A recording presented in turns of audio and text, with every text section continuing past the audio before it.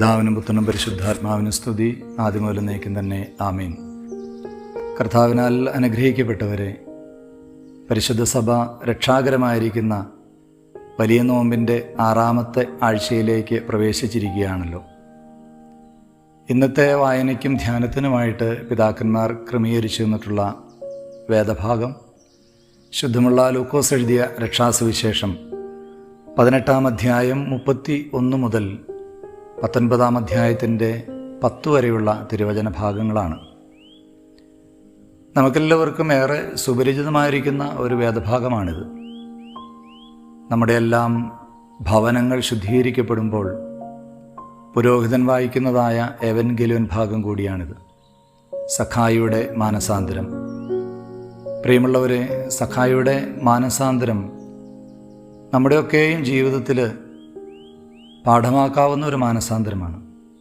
എനിക്ക് തോന്നുന്നു വേദപുസ്തകത്തിൽ മറ്റു മാനസാന്തരങ്ങളൊക്കെ നമ്മൾ കാണുന്നുണ്ട്.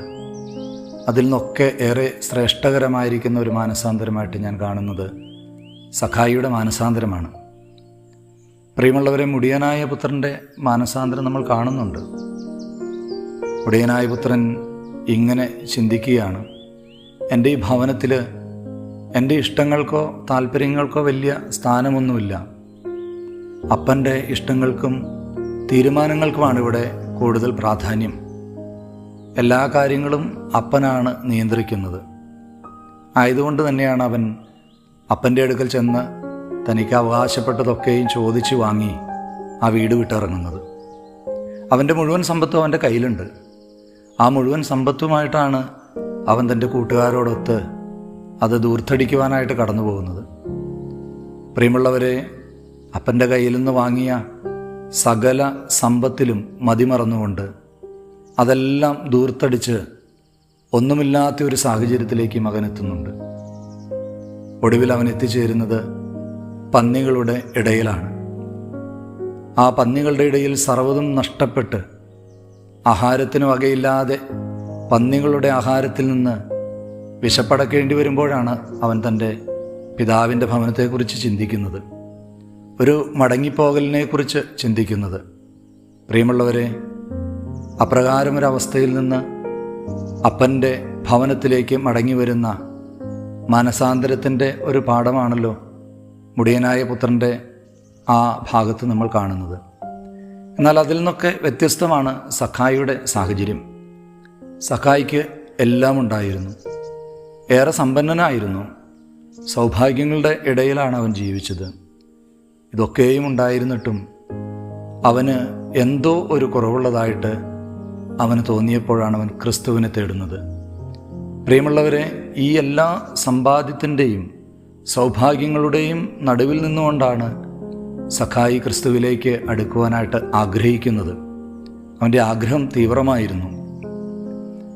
അവൻ ഏറെ ബന്ധപ്പെട്ട് ഒരു കാട്ടത്തിയുടെ മുകളിൽ കയറി ഇലകളുടെ ഇടയിൽ മറഞ്ഞിരുന്ന് ക്രിസ്തുവിനെ കാണുന്നതായിട്ട് നമ്മൾ കാണുന്നുണ്ട്.